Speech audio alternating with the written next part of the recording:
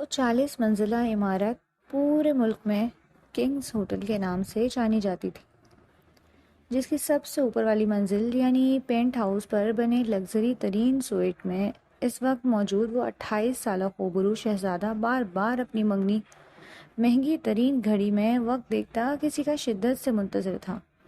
وہ وجاہت کا شاہکار شخص سوئٹ میں بنے سوئمنگ پول کے قریب پول چیئر پر بیٹھا تھا، ہاتھ میں سافٹ ڈرنک کا نازک سا گلاس تھام رکھا تھا، جبکہ نیلی آنکھوں پر سن گلاسز لگائے وہ فون اسکرولنگ میں مصروف تھا۔ وہ وجدان بدر لغاری تھا، جس کے خاندان کا شمار ملک کے 10 امیر ترین گھرانوں میں ہوتا تھا، جبکہ اس کی پہلی محبت اس کی منگیتر ارہا کا شمار بھی انہی خاندانوں میں تھا، جس کا اس وقت وہ شدت سے منتظر تھا۔ تبھی وہ باہر کا جھونکا بنی لفٹ سے نکلتی اس کی جانب آہستگی سے بڑھی۔ کافی نازک سا نظارہ تھا، کیونکہ وہ اس وقت سیاہ اسکرٹ کے اوپر ریڈ ٹاپ پہنے پینسل ہیل میں باب کٹ بالوں کو ایک ادا سے پیچھے ہٹاتی دلکشی تازگی کا جیتا جاگتا شاہکار لگ رہی تھی۔ وہ اپنی دانست میں اسے سرپرائز دینے اس تک دبے قدموں آئی تھی، مگر اس سے پہلے ہی وجدان بدر لغاری نے اپنی باہیں کھول کر اسے سرپرائز دے دیا۔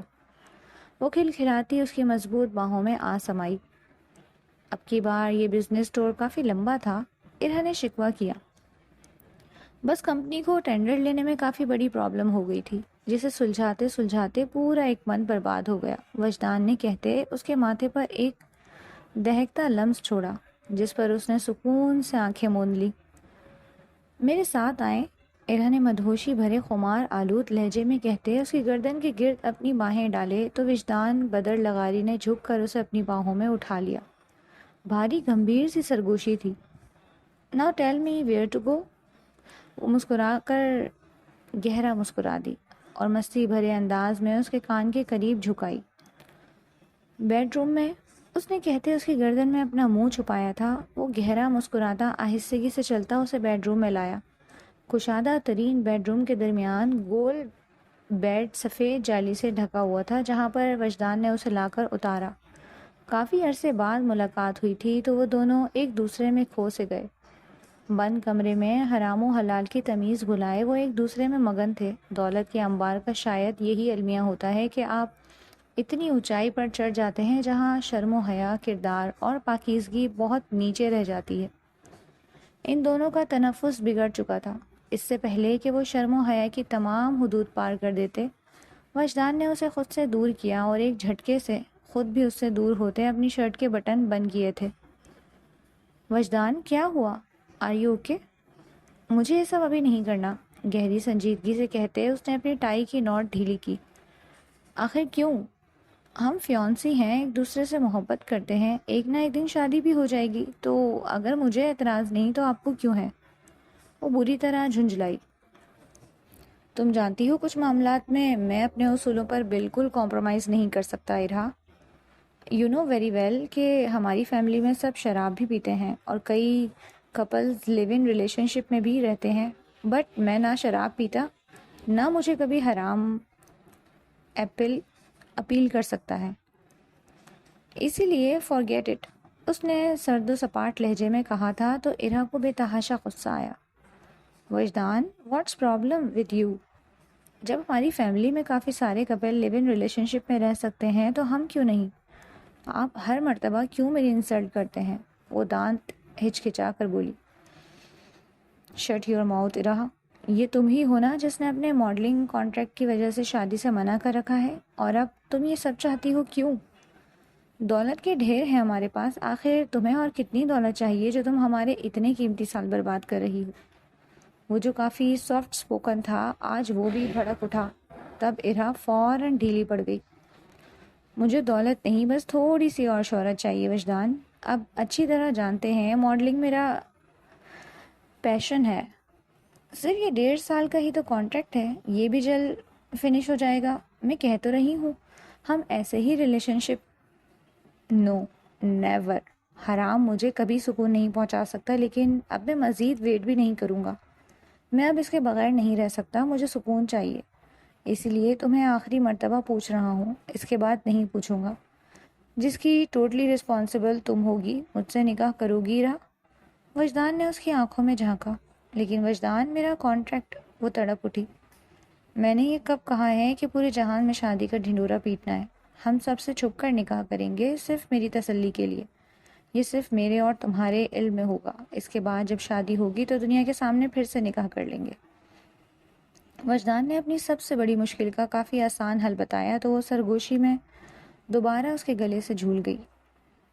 یہ آج ہی کرتے ہیں، because I love you so مچ وجدان۔ میں آپ کی ہوں اور آپ صرف اور صرف ارا رضا لغاری کے۔ کہتے اس نے اپنے نازک لبوں سے انتہائی بے باکی کا مظاہرہ کیا تو وہ مسکرا دیا۔ ویری گڈ، بٹ میں تمہیں آج اپنے دل کی وہ بات بتانا چاہتا ہوں جو آج تک میں نے تم سے شیئر نہیں کی رہا۔ تو میری بچپن کی دوست ہو، اس لیے اچھی طرح جانتی ہو کہ میں وہ شخص ہوں جس نے اپنی 28 سالہ لائف میں کبھی کسی کو اپنا سایہ بھی چھونے نہیں دیا۔ تم بھی میرے اتنے قریب تک تب ہی آئیں جب پورے زمانے کو پتہ ہے کہ ہم جلد شادی کرنے والے ہیں۔ اسی لیے مجھے اپنی لائف پارٹنر میں بھی صرف اور صرف یہی کوالٹی چاہیے کہ میری بیوی شبنم کے پہلے قطرے کی طرح شفاف اور پاکیزہ ہو، گلاب کی ان چھوٹی بن کلی کی طرح پیور ہو۔ میں تم سے لائل ہوں، اسی لیے میری بھی یہ فرسٹ پرائیورٹی ہے کہ تم بھی مجھ سے لائل رہو۔ مجھے تم پر آنکھ بند کر کے ٹرسٹ ہے۔ میں چاہتا ہوں ہمارے ہیلتھی ریلیشن شپ کے لیے تم وہ ٹرسٹ ہمیشہ ہمیشہ قائم رکھو، کیونکہ بے وفائی مجبوری نہیں، آپ کی چوائس ہوتی ہے۔ اگر کبھی مجھے پتہ چلا تم نے مجھ سے بے وفائی کی ہے تو اس دن میرا چہرہ تم اپنی زندگی میں آخری مرتبہ دیکھو گی۔ میں سب کچھ برداشت کر سکتا ہوں لیکن بے وفائی نہیں۔ اسی لیے میری بس یہ ایک ڈیمانڈ، باقی پوری لائف تمہاری ہر ڈیمانڈ پوری کرتے گزاروں گا۔ وہ بول رہا تھا اور ارہا رضا لغاری کے چہرے کا رنگ پھیکا پڑتا جا رہا تھا۔ اس کی منگیتر ہونے سے پہلے جب وہ ہائر اسٹڈی کے لیے کینیڈا میں تھا تب وہ یونیورسٹی میں 2-3 لڑکوں سے ریلیشن شپ میں رہتے، اخلاق و کردار کی تمام حدود پار کرتے وہ اپنا آپ کافی بے مول کر چکی تھی۔ نہ صرف تب بلکہ اب بھی وہ وجدان کے علاوہ 1-2 اور ریلیشن شپ بھگتا رہی تھی۔ وہ جس ماحول میں بڑی ہوئی تھی جہاں آزادی کے نام پر بے حیائی بڑی عام سی بات تھی، اس نے جیسی پرورش پائی تھی اسے نہیں لگا تھا کہ وجدان بدر لغاری اس معاملے میں اتنا کنزرویٹو اور تنگ ذہنیت کا مالک ہوگا۔ وہ تو آزاد فضاؤں کی پنچھی تھی، اپنی دنیا اور آخرت کی پرواہ کیے بغیر جس ڈال پر چاہتی بسیرا کر لیتی۔ اور اب اس کی باتیں سن کر ارہا کا چہرہ سفید پڑ گیا اور ہاتھ پیر پھولنے لگے، جبکہ وجدان بدر لغاری اس قدر خوش تھا کہ اس نے اس کا سفید پڑتا چہرہ بغور دیکھا ہی نہیں۔ اوکے ڈارلنگ، پوری لائف پڑی ہے، یہ باتیں تو ہوتی رہیں گی۔ میں میرے فارم ہاؤس پر نکاح کا ارینج کر کے آتا ہوں اور تم میرے ہونے والے سسر جی کے ہوٹل کا یہ لگژری سوئٹ ہمارے ویڈنگ نائٹ کے لیے ایسے سجا دو کہ پوری زندگی ہمیں یہ قیمتی وقت اور لمحے بھول نہ پائیں۔ یہاں کے علاوہ ہمیں ایسی پرائیویسی کہیں نہیں ملے گی، صرف تم اور میں اور ہماری محبت۔ وہ انتہائی معنی خیزی سے کہتے ایک آنکھ ونک کر گیا، مگر ارا کو تو یوں سانپ سونگ گیا گویا کاٹو تو بدن میں لہو نہیں۔ وہ یونانی دیوتا سا شخص اتنا خوش تھا کہ اس کے سر پر ایک میٹھا سا لمس چھوڑتے فوراً وہاں سے نکل گیا، جبکہ ارا رضا لغاری زمین پر ڈھہ گئی۔ اب میں کیا کروں؟ زندگی کے انجوائمنٹ ایک طرف، لیکن وہ وجدان بدر لغاری میں ہر حد پار تک جاتے انوالو ہو چکی تھی، اور اس نے اپنا مستقبل صرف اسی شخص میں دیکھا تھا۔ جوانی کے جوش میں بہکی وہ اپنا مستقبل داؤ پر لگا چکی تھی۔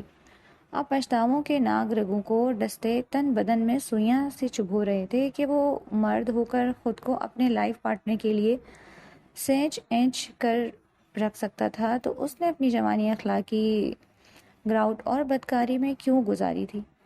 میں وجدان بدر لغاری کو کسی صورت نہیں کھو سکتی، کسی قیمت پر نہیں، لیکن ہر شوہر اپنی بیوی کی پاک دامنی کا گواہ ہوتا ہے۔ وہ خود کو کیسے پاک دامن ثابت کر پائے گی؟ شوہر اور بیوی کے ایک دوسرے کا لباس ہوتے ہیں، بیوی کی پاکیزگی بھرے مخمل میں پیوند لگے جائے تو وہ شوہر سے چھپا نہیں رہ سکتا۔ زنا وہ کبیرہ گناہ ہے جس کی پھٹکار اور نحوست ایک دن آپ کا دین، ایمان اور پوری دنیا ہی نگل جاتا ہے۔ ارا رضا لغاری کے ساتھ بھی یہی ہوا۔ آج جیسے یوم حساب تھا، وہ جانتی تھی وہ وجدان بدر لغاری سے کچھ بھی نہیں چھپا پائے اور اسے کھو دے گی، لیکن وہ ارا رضا لغاری تھی جو اس قدر خود پرست اور خود غرض تھی کہ اپنی غرض پانے کو وہ زمین آسمان ایک کر دیا کرتی۔ اپنی 24 سالہ زندگی میں اس مقام تک پہنچنے کے لیے اس نے حلال حرام، اچھے برے، نیک اور بد میں کبھی تمیز ہی کی نہیں، اخلاقیات کو اپنے جوتے کی نوک پر رکھا۔ اس لیے اب بھی وہ اپنی غرض یعنی وجدان بدر لغاری کو پانے کے جانے کون سی قیامت ڈھانے والی تھی۔ دادی میں جا رہی ہوں، دروازہ بند کر لیں۔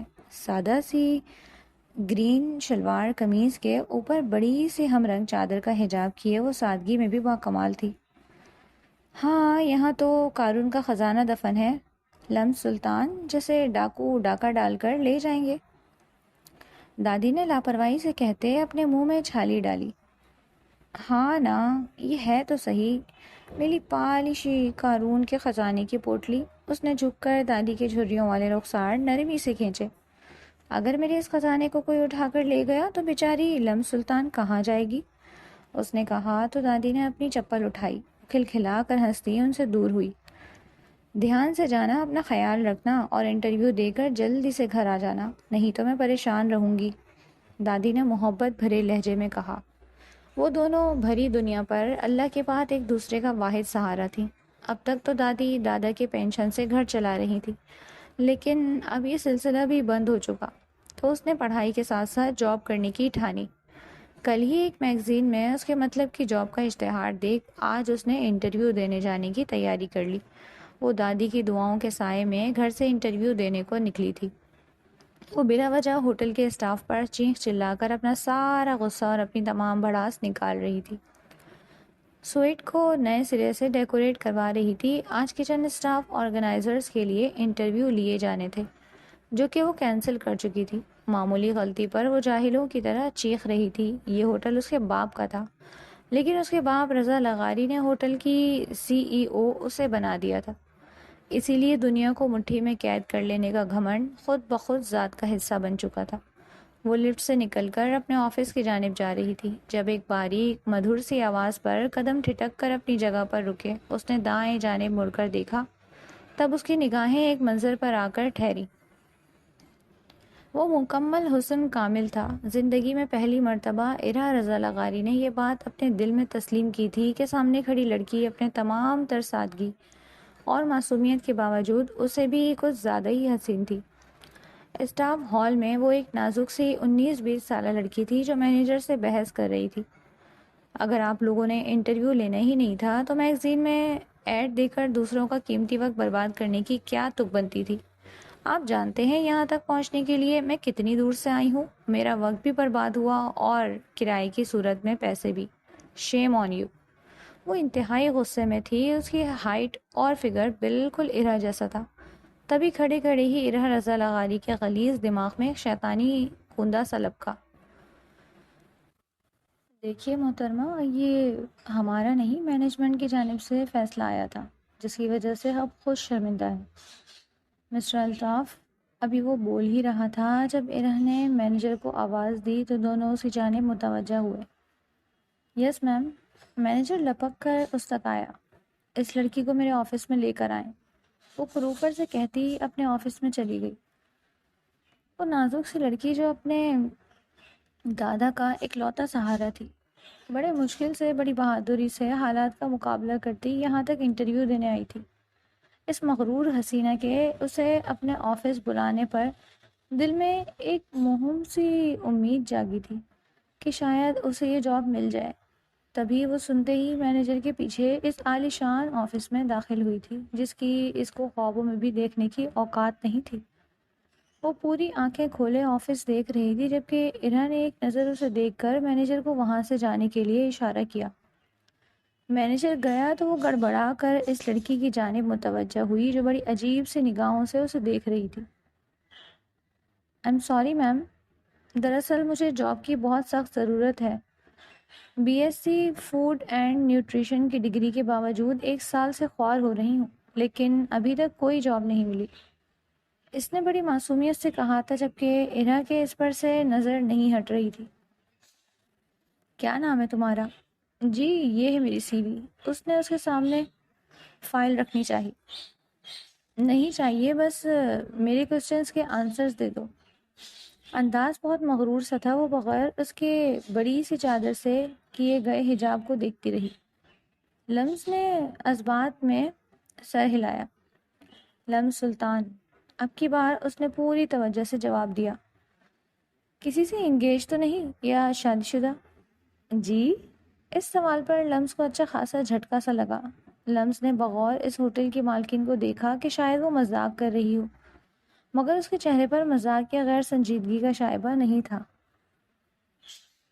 ہمارے ہوٹل کی پالیسی ہے کہ ہم انگیجڈ یا میرڈ اسٹاف کو نہیں رکھتے۔ ایرا نے اطمینان سے کہا۔ اوہ نہیں میم، ابھی تو ڈگری مکمل کر کے جاب کے ساتھ آگے پڑھائی مکمل کرنی ہے۔ اس نے اطمینان سے جواب دیا، لیکن سامنے بیٹھی لڑکی کے اگلے الفاظ سن کر اسے بری طرح دھچکا سا لگا۔ عجیب عورت تھی جو سیدھا سیدھا انٹرویو لینے کے بجائے عجیب بیہودہ سوال پوچھ رہی تھی۔ مطلب کنواری ہو؟ ایرا نے اس کی آنکھوں میں آنکھیں ڈال کر پوچھا تو لمز نے ایک سر سی سانس کھینچ اندر سے اٹھ کر آنے والے غصے کو دباتے اثبات میں سر ہلایا۔ گڈ، میں تمہیں ابھی ہائر کر رہی ہوں، تم یہیں 5 منٹ میرا ویٹ کرو۔ ایرا رضا لغاری کہتے آفس کے اندر بنے اپنے پرسنل ریسٹ روم میں آئی تھی، جہاں سے اس نے اپنے اس سیکرٹری کو کال ملائی جو اس کے لیے ہر طرح کے کام سر انجام دیا کرتا تھا۔ اگلے 10 منٹ میں وہ دوبارہ آفس میں تھی۔ لمز سلطان جو بے چینی سے اس کا انتظار کر رہی تھی، میڈم کو وہاں تک آتا دیکھ سکھ کا سانس لیا۔ اسی لمحے اسی اندرونی اور خاص کمرے سے ایک ویٹر چھوٹی ٹرے میں ایک جوس کا گلاس لیے وہاں آیا۔ بہت دور سے آئی ہو تم، یہ جوس پی لو، میں اتنا مینیجر سے تمہاری جاب کے کانٹریکٹ پیپر بنوا لوں۔ لہجہ تحکمانہ سا تھا۔ لمز جس کے گلے میں کانٹے سے چھپ رہے تھے تشکر کے احساس سے اس رحم دل عورت کو دیکھا اور ٹرے سے گلاس اٹھا کر لبوں سے لگا لیا۔ ساتھ ساتھ جوس پیتے وہ ارہا رضا لغاری کے سوالوں کے جواب بھی دے رہی تھی، جب اچانک آنکھوں کے سامنے اندھیرا سا چھا گیا۔ کیا ہو رہا ہے میرے؟ وہ بات مکمل نہ کر پائی اور آفس چیئر کی پشت پر اس کا سر ڈھلک گیا۔ ایرا نے فاتحانہ نگاہوں سے اس چھوٹی موٹی سی لڑکی کو دیکھا۔ وہ لومڑی سی شاطر اور مکار تھی، اپنی گھٹیا ترین غرض پوری کرنے کو ذلت کی پاتال تک میں گرنے کو تیار تھی۔ اعمال تو اس کے پہلے بھی کچھ بہت اچھے نہ تھے، مگر اب تو وہ پستی، بے رحمی، سفاکیت اور بربریت کی انتہا کرنے والی تھی۔ آفس میں اس کا سیکرٹری اور ورکر داخل ہوئے۔ کس طرح کی ڈرگز دی ہے اسے؟ ہوش تو نہیں آئے گا؟ ایرا نے سفاکیت سے پوچھا۔ اسی طرح کی ڈرگز دی ہیں کہ بس نیم غنودگی رہے گی، کل تک ہوش نہیں آئے گا، خواجہ سرا سیکرٹری نے نزاکت سے جواب دیا۔ لے جاؤ اسے سائمہ، اس کا حلیہ تبدیل کر کے جہاں بولا ہے وہاں پہنچا دو۔ اس کی کسی کو کان و کان خبر نہیں ہونی چاہیے، کسی کو بھنک بھی لگی تو اس کا نام و نشان تک صفحہ حیثی سے مٹا دوں گی۔ بڑے نیچ پن سے کہتی وہ اپنے موبائل پر آنے والی کال کی جانب متوجہ ہوئی۔ کب سے جو گردن پر تلوار لٹک رہی تھی اس سے بچنے کا بندوبست آسانی سے کر لیا تھا۔ اب وہ بالکل بے فکری سے اپنے محبوب سے فون پر باتوں میں مشغول ہو گئی۔ ہٹی کٹی سائمہ نے اس پھول سے وجود کو اٹھایا اور میڈم کے پرسنل ریسٹ روم میں غائب ہو گئی۔ وجدان بدر تقریباً عصر کے بعد ہوٹل سے اسے خود ریسیو کرنے آیا تھا اور اب اس کے پرسنل فارم ہاؤس پر وہ ہمیشہ ہمیشہ کے لیے ایک دوسرے کے ساتھ نکاح جیسے پاکیزہ بندھن میں بن گئے تھے۔ نکاح کے بعد مولوی صاحب اور گواہان وہاں سے جا چکے تو وہ پوری طرح اس کی جانب متوجہ ہوا۔ دونوں بالکل عام سے حلیے میں تھے۔ کتنی عجیب شادی ہے جس میں لگ ہی نہیں رہا تھا کہ ہم دولہا دلہن ہیں۔ وجدان نے مسکراتے اسے چھیڑا تو وہ ہنس دی۔ اب ڈھنڈورا پیٹنے والی شادی پر ہی یہ سب ارمان نکال لیجیے گا، وہ ناک چڑھا کر بولی تو وہ ہنس دیا۔ کیا خیال ہے پھر؟ وقت بھی ہے، موقع بھی، دستور بھی، اپنے دل کی تمام ناتمام حسرتیں پوری نہ کر لی جائیں؟ اب کیا ہوٹل جانا ہے؟ مجھ سے تو صبر ہی نہیں ہو رہا۔ وہ اس کا ہاتھ تھام کر لبوں سے لگاتا انتہائی بے باکی اور معنی خیزی سے بولا کہ ارہا کے ہوش اڑ گئے۔ وہ بدک گئی۔ بالکل نہیں، میں نے تمام اسپیشل مومنٹس کی اتنی اچھی تیاری کر رکھی ہے، ڈنر، سیلیبریشن اور ایک بہت بہت خاص سرپرائز بھی۔ وہ سب اسپوائل ہو جائے گا، اسی لیے شرافت سے اٹھ جائیں، اس نے چمک کر کہا تو وجدان کہکا لگا کر ہنس پڑا۔ اوکے میم، جیسے آپ کی مرضی، اس نے کہا، لیکن بغور اس کا کسی گہری سوچ میں ڈوبا چہرہ دیکھ کر چونکا ضرور تھا۔ ارہا، what's wrong with you honey? تم اپنی ہر پریشانی مجھ سے شیئر کر سکتی ہو۔ وجدان نے اس کے دونوں ہاتھ تھام کر اس کی جانب ذرا سا جھک کر نرمی سے کہا۔ وجدان، ایکچولی میں کہنا چاہتی تھی کہ اس وقت تو بڑے دھڑلے سے کہتی رہی کہ ہمیں ریلیشن شپ میں آ جانا چاہیے، لیکن اب جب وہ آ گیا ہے وقت تو یقین نہیں ہو رہا کہ میں ارہا وجدان بدر بہت زیادہ گھبراہٹ اور ڈر محسوس کر رہی ہوں۔ عجیب طرح کا خوف محسوس ہو رہا ہے۔ وہ بے حد مکاری سے آنکھیں نم کرتی بولی۔ تو سامنے والا شخص اتنی سی بات سے ہی سرشار ہو گیا کہ اسے اس معاملے میں عورت کا بے باک اور نڈر انداز بالکل پسند نہیں تھا۔ وہ تو چاہتا تھا کہ اس کی بیوی اس کے سامنے ہمیشہ چھوٹی موٹی سی بن کر رہے۔ میں یہ بھی کہنا چاہتی تھی کہ فطری شرم و حیا کے باعث اگر میں آپ کو خود سے دور جھٹکوں تو آپ برا مت منانا، بلکہ مجھے پوری طرح اپنا بنا لینا کہ مجھے اب آپ کے علاوہ کچھ بھی سجائی نہیں دیتا۔ وہ بڑی آہستگی سے اس کے کانوں میں شہد سا میٹھا رس گھول رہی تھی، جس کی وجہ سے وہ آسودگی سے مسکراتا رہا۔ تب وہ لوگ فارم ہاؤس سے ہوٹل آئے۔ سوئٹ میں آ کر انہوں نے سوئمنگ پول کے قریب کھلے آسمان تلے ڈنر کیا۔ یہاں بڑے بڑے پلر اس نے مصنوعی پھولوں سے بھر دیے تھے۔ طویل و عریض سوئٹ مصنوعی اور قدرتی پھولوں سے چھپا سا دیا تھا، جسے دیکھ وہ نوخیز جوڑا پوری دنیا بھلا بیٹھا تھا۔ انہوں نے اپنے نکاح کی سیلیبریشن منائی، تب وجدان کو بہت بڑا سرپرائز ملا جب وہ اس کا برتھ ڈے کیک اس کے سامنے لائی۔ واقعی یہ بہت بڑا سرپرائز ہے، مجھے اس بارے میں بالکل یاد نہیں تھا، وہ کہتے کیک کاٹ گیا۔ سرشاری اس کے انگ انگ سے پھوٹ رہی تھی۔ میں آج اس قدر خوش ہوں کہ تھوڑی سی پیوں گی اور آپ کوئی اعتراض نہیں کریں گے۔ ارا نے انگلی اٹھا کر اسے وارننگ دی اور حرام مشروب کا نازک گلاس اٹھا کر لبوں سے لگا لیا۔ وجدان بدر لغاری نے بے بسی سے اس کی جانب دیکھا، تب اس نے اسے بھی آفر دی۔ آج تو بنتی ہے، تھوڑی سی پی لیں، وہ اصرار کرنے لگی۔ ہرگز نہیں، نہ میں خود کبھی پیوں گا اور نہ آئندہ کے بعد تمہیں اس کی اجازت دوں گا۔ اس نے دو ٹوک لہجہ اختیار کیا تو ارا نے اس کے گال پر اپنے نازک لب رکھے۔ اوکے، موڈ خراب مت کریں، لیٹ سیلیبریٹ، وہ گنگنائی۔ اس پر تو آج وجدان کا خون بھی معاف تھا، تبھی وہ دھیمے سے مسکرا دیا۔ یوں ہی باتیں اور سیلیبریشن کرتے رات کے 12:30 بج چکے تھے۔ یہ وقت، یہ لمحات دونوں کے لیے بہت خاص اور بہت قیمتی تھے، اسی لیے وہ اس ایک ایک لمحے کو 1000 بار جینا چاہتے تھے۔ Get ready for another surprise my dear. ارا نے اس کے کان میں مدھر سی سرگوشی کی تو وہ گہرا مسکرا دیا۔ بی کیئرفل مائی لیڈی، کہیں یہ تمہارے سرپرائز اس دیوانے کی جان نہ لے لیں، وہ کہتے اپنی نیلی آنکھیں اس کے وجود میں گاڑ گیا تو وہ مسکراتی اندر چلی گئی۔ کچھ ہی دیر بعد وہ باہر آئی تو اسے دیکھ وجدان بدر لغاری کے ہوش اڑ گئے تھے۔ کافی نازک، نمکین اور بے پردہ سا نظارہ تھا، جہاں وہ میرون رنگ کے مختصر ترین شب خوابی کے لباس میں اس کے سامنے آئی تھی۔ وجدان نے اسے اپنے قریب آنے کا اشارہ کیا، مگر وہ مستی بھرے انداز میں اتراتی کھلکھلا کر اس کی پہنچ سے دور بھاگی۔ وجدان اس کے پیچھے بھاگا، وہ پلرز کے آس پاس اسے گول گول گھما رہی تھی۔ وہ مسکراتا اس کے پیچھے جاتا رہا۔ تب وہ کوریڈور میں داخل ہوئی، جہاں چھت سے لٹکتی بیلوں کے بیچ جالی دار پردے بھی لٹکے ہوئے تھے۔ وہ ان پردوں میں گم سی ہونے لگی۔ ارہا یار، اتنا تو مت تڑپاؤ، وجدان نے اسے تڑپ کر پکارا۔ پھر اچانک وجدان کو اس کی آہٹ اپنی پشت پر سنائی دی۔ ارہا، وجدان ابھی کچھ کہتا کہ ارہا نے اس کی آنکھوں پر پٹی باندھ دی، لیکن پھر اسے اپنی رگوں میں سکون سرایت کرتا محسوس ہوا، کیونکہ ارہا نے اس کے چہرے پر اپنی محبت کی برسات کر دی تھی۔ میں نے اس وقت کا صدیوں تک ویٹ کیا ہے وجدان، آئی لو یو سو مچ، آپ صرف میرے ہیں اور میں آپ کی۔ آج میں آپ کی ہر خواہش، ہر حسرت کو پورا کر دوں گی، آپ کو اتنی خوشی دوں گی کہ آپ کو پوری دنیا بھول جائے گی۔ وہ تا دیر اس کے کانوں میں میٹھا رس گھولتی رہی، جب اچانک وہ وجدان کی پہنچ سے پھر سے کھلکھلا کر ہنستی بہت دور ہو گئی۔ وجدان نے اپنی آنکھوں سے پٹی نوچ ڈالی. ارہا کی بچی، میرا صبر آزما کر بہت بڑی بھول کر رہی ہو. وہ اس کے پیچھے بھاگا تھا جو بیڈ روم کے دروازے میں اچانک غائب ہوئی. وجدان بیڈ روم میں داخل ہوا تو ٹھٹک کر رہ گیا. اس کے پیچھے دروازہ آٹو لاک ہوا تھا.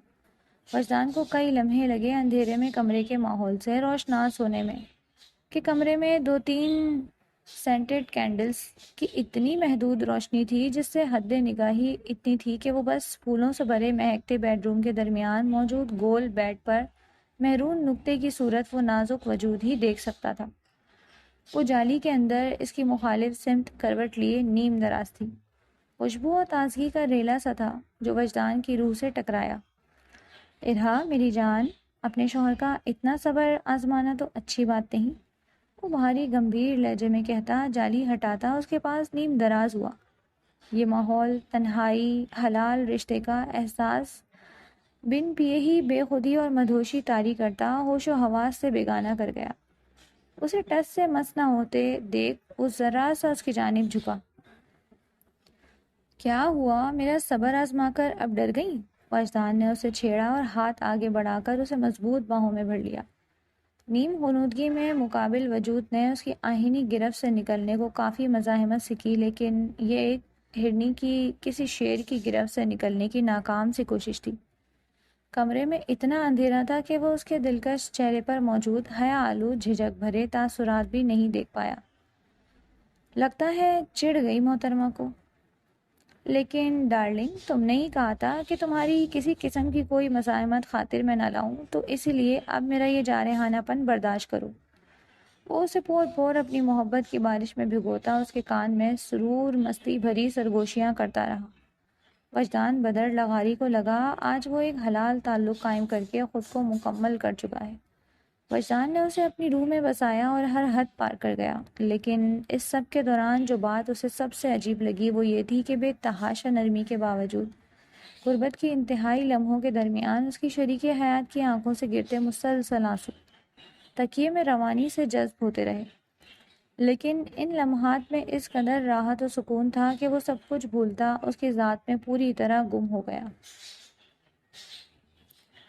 لمس جب ہوش و حواس سے بیگانہ ہوئی تھی تو کچھ ہی دیر میں اس کا شعور بیدار ہو چکا تھا، لیکن اسے یوں لگا جیسے اس کا سارا جسم پیرالائز ہو چکا ہے. اس نے خود کو زمین و آسمان کے درمیان جھولتے محسوس کیا.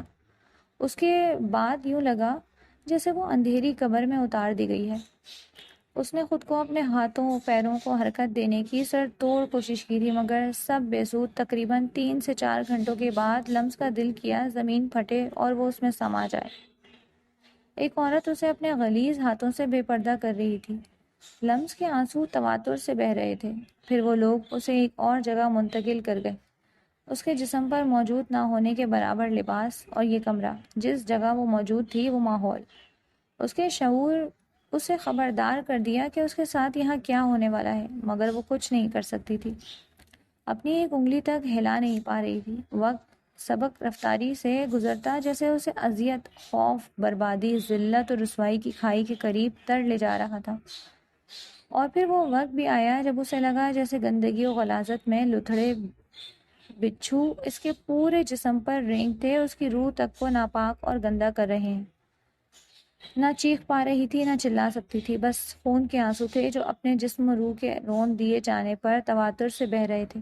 وہ پوری طرح برباد ہو چکی تھی، کسی بے جان گڑیا کی طرح توڑ مروڑ دی گئی تھی، کسی پھول کی طرح پیروں تلے مسل دی گئی تھی، اور وہ حیوان نما درندہ اپنی ہوس پوری کیے اب گہری نیند سو چکا تھا.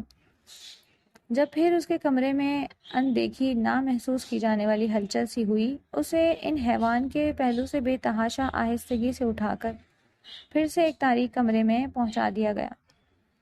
اپنے چہرے پر محسوس ہوتے ٹھنڈے اور نرم و ملائم سے لمس کی وجہ سے گہری نیند سے اس کی آنکھ کھلی. گڈ مارننگ ہنی، اب 8 بج جائیں اور کتنا سونا ہے آپ نے؟ ارہا تازہ دم سی نرم زلفیں لیے اس کے اوپر ذرا سا جھکی ہوئی تھی. وجدان گہرا مسکراتے پوری طرح بیدار ہوتے ایک انگڑائی لیتا بیڈ پر آ بیٹھا. جب رگوں میں خون کی جگہ سکون سرور بہنے لگے تو گہری نیند آ ہی جاتی ہے مائی لیڈی. تم بتاؤ تمہیں کیسی نیند آئی؟ وہ انتہائی شرارت بھرے انداز میں آنکھ ونک کرتا اس سے پوچھ بیٹھا تو ارا اسے گھور کر رہ گئی۔ آپ فریش ہو جائیں، میں بیڈ ٹی منگواتی ہوں۔ وہ سادہ سی ٹی شرٹ ٹراؤزر میں بھی کافی حسین لگ رہی تھی۔ تبھی وہ اپنی جگہ سے ٹس سے مس نہ ہوا۔ گزشتہ رات بہت حسین تھی ارا۔ کچھ تو تھا جو بے حد مختلف تھا، بہت الگ، انوکھا اور اچھوتا۔ مجھے نہیں لگا تھا تم صرف بولڈ اور کانفیڈنٹ بننے کی کوشش کرتی ہو، پر ہو نہیں بالکل بھی۔ رات تم نے مجھے حیران کر دیا۔ مجھے ایسا لگ رہا تھا جیسے میں کسی کانچ کی چھوئی موئی سی گڑیا کو چھو رہا ہوں۔ وہ جذب کے عالم میں بولتا ارا کے چہرے کی ہوائیاں اڑا گیا۔ خوف اور حسد و رقابت نے ایک ساتھ دل میں کسی ناگن کی طرح پھن اٹھایا۔ وہ اپنی بات بول کر اٹھنے لگا، جب کچھ یاد آنے پر یکدم رک گیا۔ لیکن ایک بات سمجھ نہیں آئی، رات تم اتنا زیادہ رو کیوں رہی تھی؟ اس نے فکر مندی سے پوچھا تو ارا نے اپنے کندھے اچکا دیے۔ آئی ایم سوری میری جان۔ شرمندہ ہوتے اس نے اسے نرمی سے خود سے لگاتے اس کا ماتھا چوما اور واش روم میں چلا گیا۔ پیچھے وہ پھن کچلے ناگن کی طرح بل کھا کر رہ گئی۔ اسے پوری طرح ہوش آ چکا تھا۔ جب ہوش آیا تو کمرے میں اجالا تھا، مگر اس کی زندگی مکمل طور پر اندھیر کر دی گئی تھی۔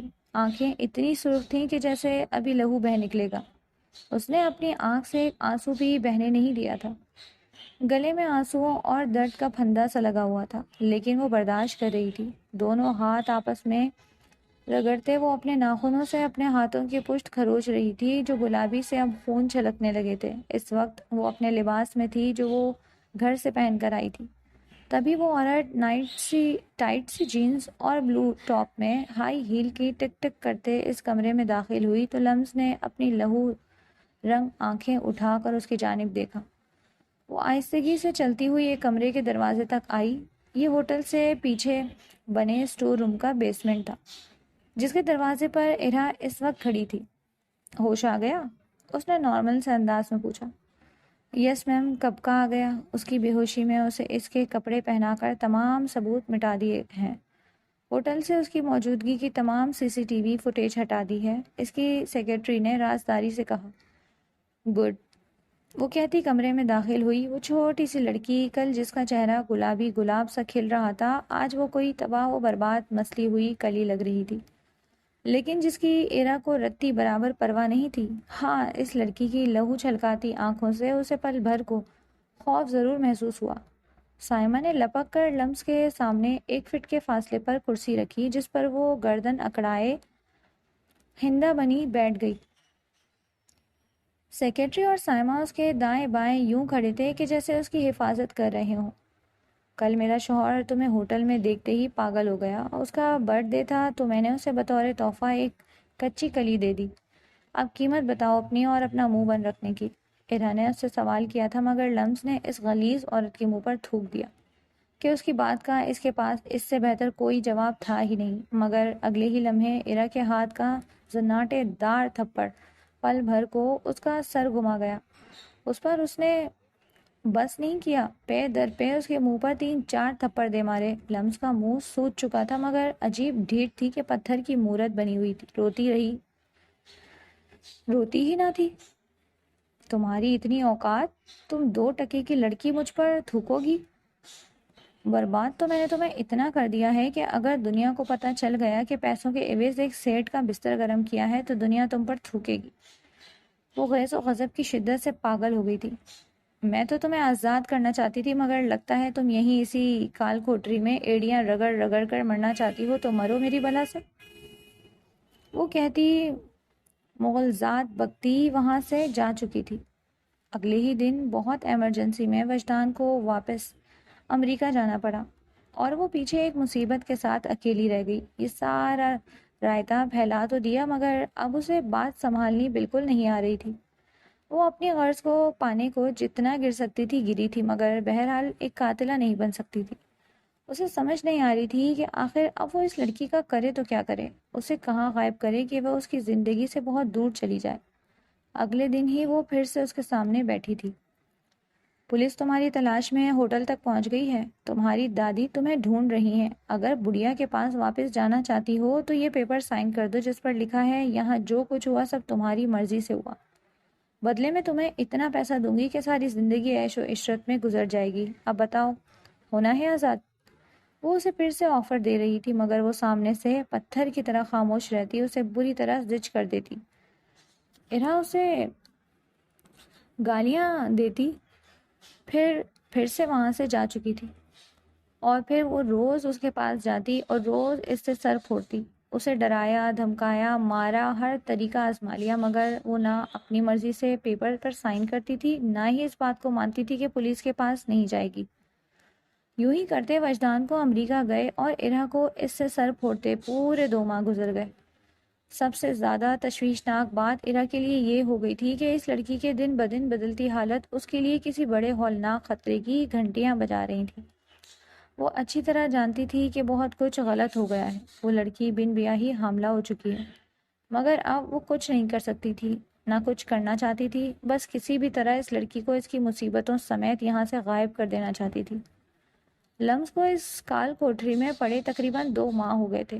سب کچھ لٹا کر، ذلت اور رسوائی کی گہری کھائی میں گر کر، ماتھے پر آبرو باختگی کا کلنک لگا کر وہ چپ چاپ دن رات پڑی بس اپنی موت کی دعا مانگتی رہتی کہ نہ زندہ رہنے کو کچھ بچا تھا، نہ زندگی کی کوئی سبیل نظر آتی تھی۔ اب تو جیسی گری گری طبیعت رہنے لگی تھی، نہ کچھ ہضم ہوتا، نہ کچھ اچھا لگتا تھا۔ وہ اسے میں خوش تھی کہ لمحہ لمحہ موت کے قریب جا رہی ہے، لیکن ایک دن وہ ظالم عورت اس کے پاس آئی اور اسے ایسی بات کی کہ وہ ٹوٹ گئی، بکھر کر ریزہ ریزہ ہوتی خاک میں مل گئی اور اپنی ضد آخرکار چھوڑ دی۔ سنو، تمہاری بڑھیا دادی روز پولیس اسٹیشن آتی ہے اور تمہارے بارے میں پوچھتی ہے۔ میں نے پولیس والوں سے کہا کہ روز اسے یہ امید تھما دو کہ تمہارا کوئی نہ کوئی سراغ ملا ہے، تاکہ بڑھیا تمہاری موت کے صدمے میں خود بھی چل نہ بسے۔ ہاں، مگر میرے حکم پر پولیس اسٹیشن میں روز تمہارے بارے میں اسے ایسی گندی گندی باتیں سننے کو ملتی ہیں کہ خدا کی پناہ۔ بڑھیا روتی بلکتی واپس چلی جاتی ہے، لیکن اگلے ہی دن اس امید سے پولیس کے پاس واپس آتی ہے کہ کیا پتہ تم کبھی واپس لوٹ آؤ۔ اسی لیے کہتی ہوں، خود پر نہیں تو اس بڑھیا پر ہی رحم کھا لو، جو اتنے بڑھاپے میں تمہاری خاطر روز دھکے کھا رہی ہے، ذلیل و خوار ہو رہی ہے۔ تو کیا کہتی ہو، کرتی ہو سائن؟ ہاں، اس کا بہت اچانک جواب سن کر ارا خوشی سے چکرا سی گئی تھی۔ گریٹ، یہ کی نا عقل مندوں والی بات۔ میرا ڈرائیور تمہیں تمہارے گھر پہنچا دے گا، اگر چاہو تو پیسے لے سکتی ہو۔ ارا اس کا جواب سنتے ہی پہلی مرتبہ ڈھیلی سی پڑ گئی، جلدی سے اسے پیپر تھمایا۔ لمز نے چپ چاپ اس پر سائن کر دیے، وہ اٹھ کر وہاں سے جانے لگی، مگر لمحہ بھر کو اس کے سامنے آ رکی۔ ارا ٹھٹک گئی۔ تم ارا رضا لغاری، عورت کے نام پر دھبا ہو، تم نے میرا پاک دامن داغدار کر دیا، تم گٹر کی بدبودار وہ گندگی ہو جو دوسروں کو بھی گندا کر دیتی ہے۔ دیکھنا، میری بد دعا ہے تمہیں خود میں سے گٹر جیسی گندی بدبو آیا کرے گی، جس کی وجہ سے نہ تم نہ تمہارا وہ وحشی شوہر کبھی سکون سے نہیں جی پاؤ گے۔ پھر چاہے اپنی ساری دولت لٹا دینا اور مجھے اپنے لیے وہ سکون خرید کر دکھانا۔ وہ کہتی رکی نہیں تھی، وہاں سے چلی گئی تھی، جبکہ ارا وجدان بدر اپنی جگہ پر دم بخود سی گم سم کھڑی کی کھڑی رہ گئی۔ ہونا تو یوں چاہیے تھا، وہ اس معمولی سی لڑکی، بے ضرر لڑکی کے یہ الفاظ اپنے جوتے کی نوک پر رکھتی، مگر ایسا ہو نہیں پایا۔ جانے کیوں اس کا ایک ایک لفظ دل میں آری کی طرح چبھ سا گیا۔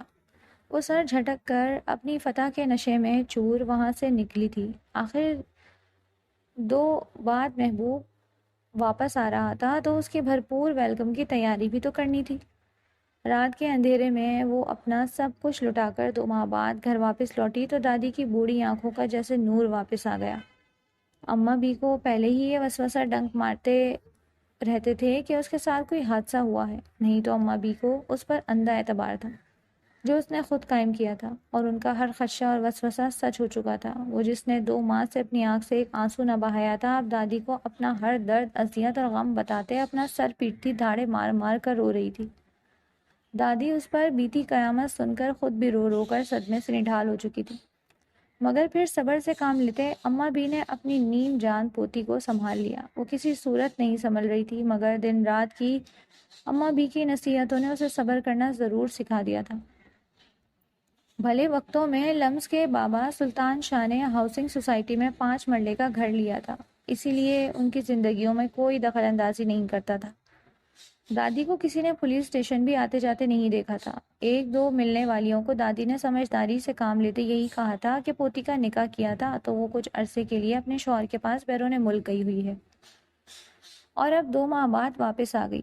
دادی کی یہ مصلحت اس وقت بڑے کام آئی جب لمس سلطان پر ایک دردناک آگہی نازل ہوئی، یوں کہ سنبھلتے سنبھلتے سر پر 7 آسمان ٹوٹ پڑے تھے۔ پیروں تلے سے زمین نکل گئی تھی اور جیسے کسی نے تپتے صحرا میں خالی پیر ننگے سر کھڑا کر دیا تھا۔ دادی نے اس کی حالت کے پیش نظر اس کا ڈاکٹر سے چیک اپ کروایا تو انہیں یہ اندھناک خبر ملی کہ وہ ماں بننے والی ہے۔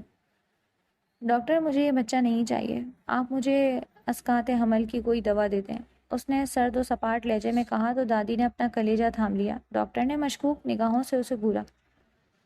ہم یہاں یہ غیر قانونی کام نہیں کرتے بی بی، ویسے بھی تیسرا مہینہ ہے، تم اتنی کمزور ہو کہ جان سے ہاتھ دھو بیٹھو گی، اسی لیے اگر یہ کام کرنا ہے تو کہیں اور سے کروا لو، ڈاکٹر نے اسے کھری کھری سنائی تھی۔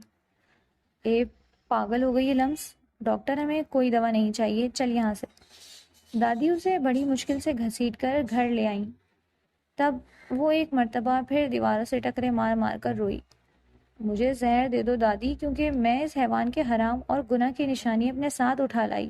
میں جینا نہیں چاہتی دادی، میں اس درندے کی اولاد کو اس دنیا میں کیوں لے کر آؤں جس نے میری عصمت دری کرتے میرا غرور خاک میں ملا دیا۔ دادی میں کیا کروں کہ یہ میری کوکھ میں ہی مر جائے؟ اس کی آہیں سسکیاں اور بین پورے گھر میں گونجتے دادی کی بھی ہچکی باندھ چکے تھے۔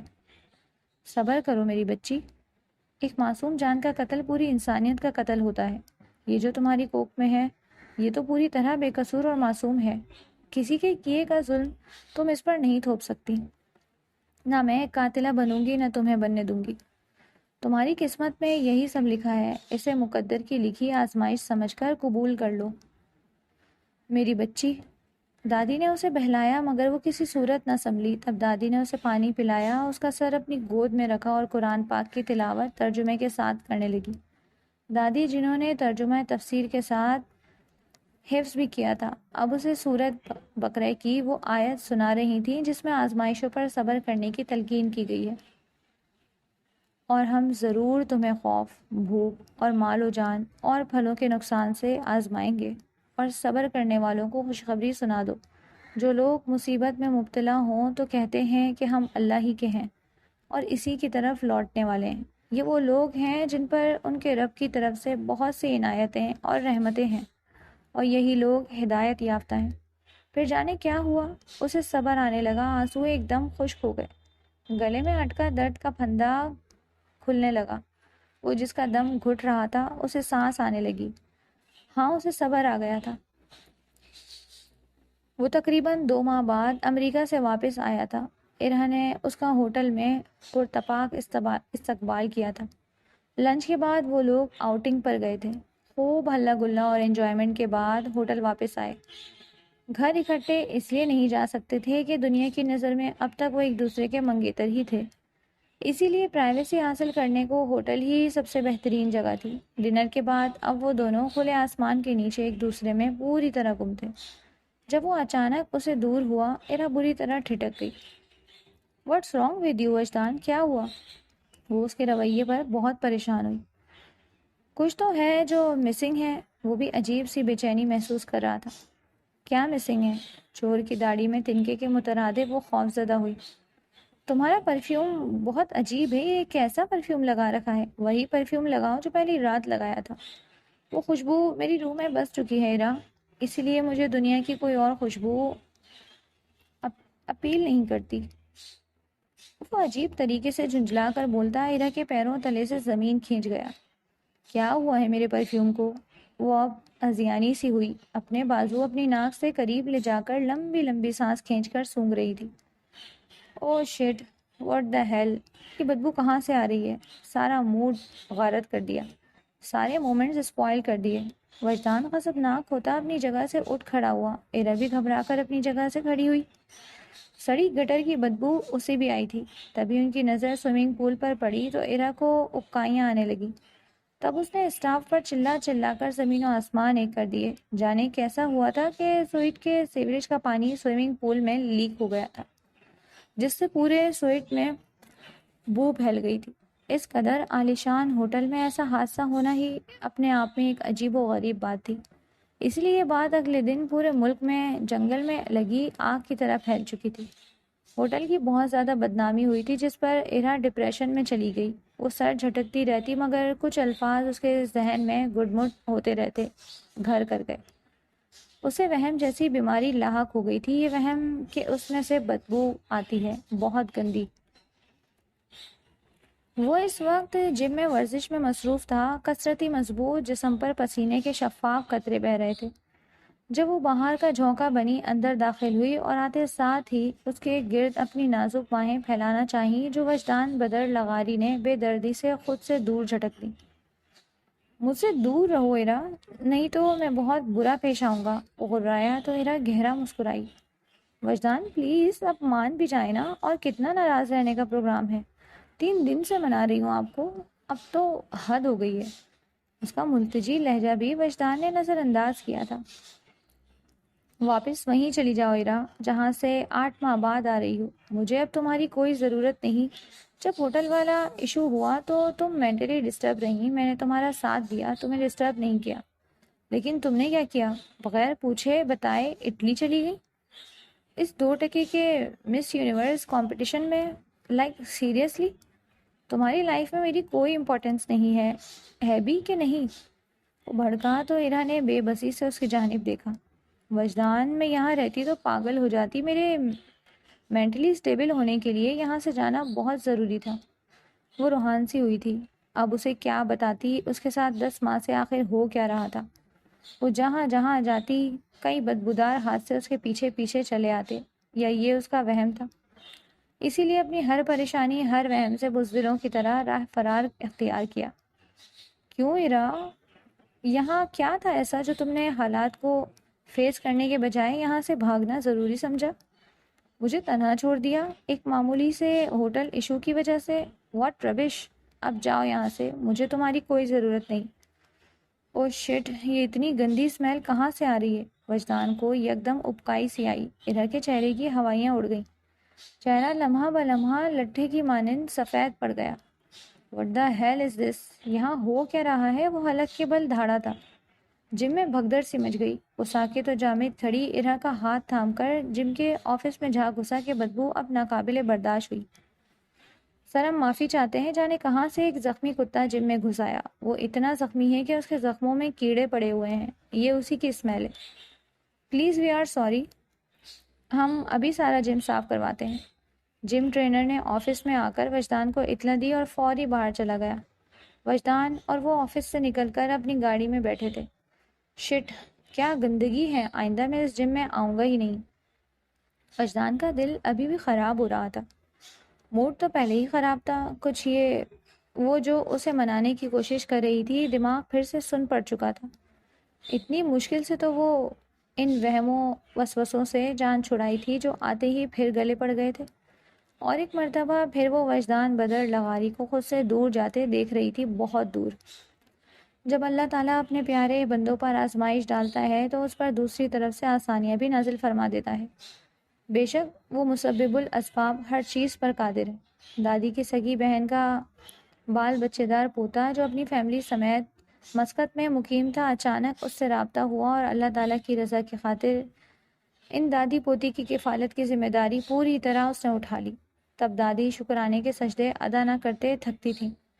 رہی اس کی بات تو وہ خود سے بالکل بیگانہ سی ہو گئی تھی، ہر وقت عبادت میں مصروف رہتی، کافی خاموش رہنے لگی تھی۔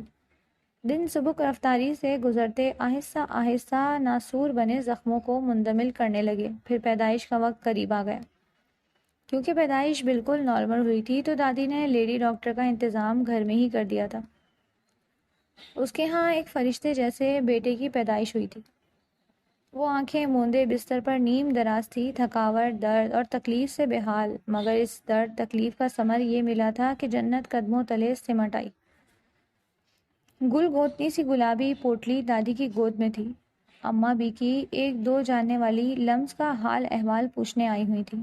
یہ آنکھیں کھول رہا ہے اماں بی، سکینہ بی بی سرگوشی سے بولی۔ ارے ماشاء اللہ، اس کی آنکھیں تو کانچ جیسی نیلی ہیں۔ کس پر گئی ہیں اماں بی؟ اپنے بابا پر؟ آپ نے کبھی لمس کے شوہر کی تصویر تک نہ دکھائی ہمیں؟ وہ بچے کو گود میں بھرے ساتھ شکوے بھی کر رہی تھی۔ ادھر ان کی باتیں سن کر لمس کی روح ایک مرتبہ پھر لہو لہان ہوئی تھی۔ تبھی آنکھوں سے سیل رواں بہہ نکلا۔ محلے والیاں بچے کو نیک دے کر چلی گئیں۔ دادی نے کنکھیوں سے لمس کو دیکھا جو آنکھوں پر بازو ٹکائے چت لیٹی ہوئی تھی۔ دادی اٹھ کر اس کے قریب آئی کہ وہ ننھی سی جان چوں چوں کرتے اپنا چھوٹا سا سرخ منہ کھولے ادھر ادھر اپنی خوراک کی تلاش میں ہلکان ہو رہا تھا۔ لمس، اسے گود میں لو، دادی نے ہچکچاتے مگر نرمی سے اس سے کہا۔ تب وہ زیر لب آیت کریمہ کا وٹ کرتی آنسوؤں سے تر چہرہ اٹھ بیٹھی اور ہاتھ بڑھا کر ننھی سی جان کو گود میں بھر لیا۔ اس کی حالت پر بلند ظرف اس کی بہادری اور ولیوں جیسے صبر پر دادی کی آنکھیں بھی نم ہو گئیں۔ ہمدان سلطان نام کیسا رہے گا؟ اس کا لمس تمہارے بابا کے نام پر رکھا ہے میں نے، دادی کہتی اس کے قریب بیٹھ گئیں جو بڑی مشکل سے ننھی جان کا پیٹ بھرنے میں مصروف تھی۔ بہت اچھا ہے دادی، میرے بیٹے پر سوٹ کرے گا۔ وہ ممتا کی محبت میں ڈوبی بہت پیار سے ننھی جان کو دیکھ رہی تھی۔ دادی نے محبت سے اس کا ماتھا چوم لیا۔ اس نے وجدان کو منانے کا ایک پلان بنایا تھا، اسی لیے سب سے پہلے وہ شہر کے سب سے بڑے سیلون آئی تھی۔ وہ اپنا فیس ٹریٹمنٹ کروا رہی تھی جب چند چھ مگوئیوں پر بری طرح چونکی۔ یہ بدبو کیسی ہے؟ گندی اسمیل ہے، اوف میرا تو دل خراب ہو رہا ہے۔ سیلون میں بھی بھگدڑ مچ گئی۔ تب پتہ چلا ویکس کے باکس میں سے مری ہوئے چوہے نکلے اور یہ مردار کی بدبو ہے۔ سب سیلون سے جا چکے تھے مگر وہ پتھر بنی وہیں بیٹھی گمسم آئینے میں نظر آتے اپنے عکس کو عجیب نگاہوں سے دیکھتی رہی۔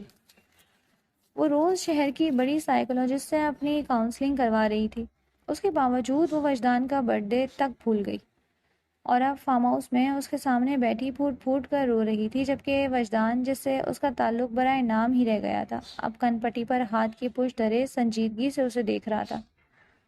آج کے دن ہم نے کتنی خوبصورت شروعات کی تھی ایرا، مجھے بالکل یہ توقع نہیں تھی کہ تم مجھ سے اتنی دور چلی جاؤ گی۔ مجھے ریلیشن شپ میں رہنے کی آفر دینے والی تم نکاح کے بعد یوں مجھے اگنور کرو گی؟ تم نے تو کہا تھا تم میری ہر خواہش پوری کرو گی، کیا ہوا ان وعدوں قسموں کا؟ اس رات کے بعد سے اب تک ہمارا تعلق برائے نام ہی رہا، کیوں؟ آخر کیوں؟ مجھے جواب چاہیے، میں تم سے پوچھنا چاہتا ہوں، آج مجھے صاف صاف جواب چاہیے کہ آخر تم چاہتی کیا ہو؟ وہ اس کے سامنے بیٹھا اس سے پوچھ رہا تھا۔ ایک مرتبہ تو دل کیا ضمیر پہ پڑا یہ پہاڑ جتنا بوجھ اتار پھینکے مگر کم ظرف اتنا حوصلہ کہاں سے لاتی۔ ایرا شدت سے روتے اس کے گلے لگی۔ میں صرف آپ کو چاہتی ہوں وجدان، مجھے صرف آپ چاہیے ہو۔ وہ جس طرح بکھر کر رو رہی تھی کچھ پل لگے تھے جب وجدان ڈھیلا پڑ گیا تھا۔ رو رو کر اس نے اپنی حالت ابتر کر لی تھی۔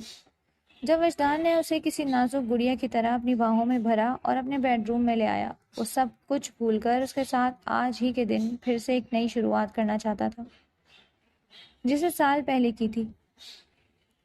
وہ دونوں ایک دوسرے پر محبت کی برسات برسانے لگے جب ایک مرتبہ پھر وجدان بدر لغاری ایک جھٹکے سے اس سے دور ہوا۔ کیا ہوا وجدان؟ مجھ سے کوئی اسمیل آ رہی ہے؟ اب کیا ہوا ہے؟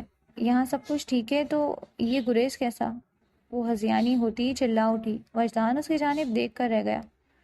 مجھے نہیں پتا ہمارے درمیان اس تعلق میں کیا مسئلہ ہو گیا ہے، تمہارے قریب آتے ہی میرے جذبات برف کی مانند کیوں ٹھنڈے پڑ جاتے ہیں، کیوں میرا دل اس چیز سے اچاٹ ہو جاتا ہے، اور وہ پہلی رات جیسی بات بھی نہیں۔ Shut up, just shut up your mouth وجدان، بدر لغاری۔ ابھی وہ بات مکمل کرتا کہ وہ شرر بار سے لہجے میں حلق کے بل چلاتی وجدان کو ششدر کر گئی۔ کان پک گئے ہیں میرے، پہلی رات سن سن کے۔ اس پورے عرصے میں جب بھی میں نے تمہارے قریب آنا چاہا تم پہلی رات کی پخ لے کر بیٹھ گئے۔ کیوں؟ کیا کیا تھا اس پہلی رات میں؟ یہ کہ میں انچھوئی تھی؟ کہتے ہو تو ایک انچھوئی کا دوبارہ انتظام کر دوں؟ چٹاخ!